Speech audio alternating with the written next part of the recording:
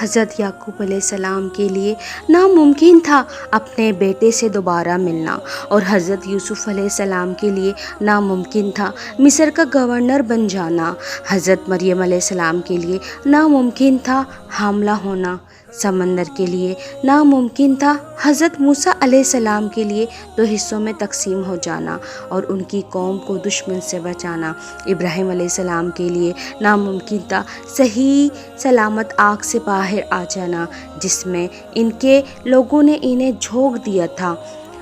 ان سب پر سلامتی ہو۔ کبھی کبھار ہم معجزوں کو پڑھتے ہیں تو خود کو کہیں بھی ان سے منسوب نہیں کر پاتے۔ ہمیں لگتا ہے شاید یہ گزرے ہوئے زمانے کی باتیں ہیں۔ ہم سمجھتے ہیں کہ شاید یہ حماقت ہے کہ اپنی زندگی میں معجزوں پر یقین رکھیں، کہ شاید یہ ہمارے جیسے عام لوگوں کے لیے نہیں ہے۔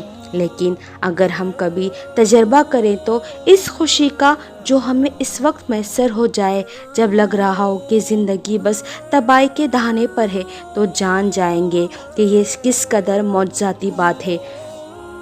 وہ اللہ ہی ہے جو آپ کے غم زدہ دل کو 2 حصوں میں تقسیم کرتا ہے، جیسے بحیرہ کلثوم کو موسیٰ علیہ السلام کے لیے کیا تھا، اور پھر وہ کیسے امید کو ان 2 پانی والی دیواروں سے داخل کرتا ہے، جیسے موسیٰ علیہ السلام کی قوم کو کیا تھا، اور دکھوں اور پریشانیوں اور آزمائشوں کو اس میں غرق کر دیتا ہے، جیسے فرعون کو کیا تھا، کبھی سمندر کی صورت میں تو کبھی دونوں آنکھوں سے نکلے اشکوں کی صورت میں۔ اللہ سے جڑی امیدیں کبھی بڑی معجزاتی چیز ہیں، یہ لمحوں میں شہرک تک کا فاصلہ طے کروا دیتی ہیں۔